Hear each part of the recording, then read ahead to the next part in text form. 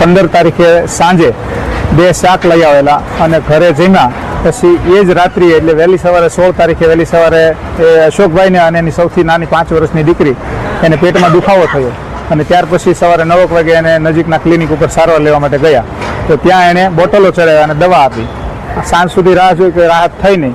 પછી બીજા દિવસે પણ સવારે તકલીફ વધી અને બાકીની 2 દીકરીઓ અને અશોકભાઈના વાઈફ એને પણ આ તકલીફ પેટમાં દુખાવો અને ઝાડા ઉલટીની થઈ એટલે તાત્કાલિક રિપોર્ટ કરાવ્યા. હવે રિપોર્ટ આવે એ પહેલાં જ આ આર્યા નામની જે 5 વર્ષની દીકરી છે એને ખૂબ જ આંચકી જેવું લાગ્યું અને આંખું તરવા લાગી એટલે તાત્કાલિક સદવિચારમાં અમે દાખલ કરતા જ 15 થી 20 મિનિટની સારવાર દરમિયાન જ અમે હાજર હતા અને એને ફૂડ પોઈઝનના હિસાબે એનું ડેથ થયું. 15 તારીખે સાંજે શીતલ રેસ્ટોરન્ટ માંથી પોતે જમવાનું 2 સબ્જીનું પાર્સલ લાવેલા અને પરિવારના તેઓ તથા તેમના પત્ની તથા તેમની 3 દીકરીઓ એ સાથે ઘરે જમેલા અને પછી રાતે મોડા એમને પેટમાં દુખાવો થયેલો.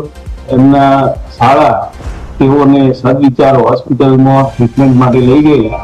ત્યાં તેઓને એડમિટ કરેલા અને એ દરમિયાન આશરે 4 વર્ષના 10 મહિનાની જે દીકરી બેબીમાં ભણે છે તેનું સારવાર દરમિયાન મોત થયેલું અને વરાછા પોલીસે અકસ્માત નોંધી અને તપાસ હાથ ધરેલી.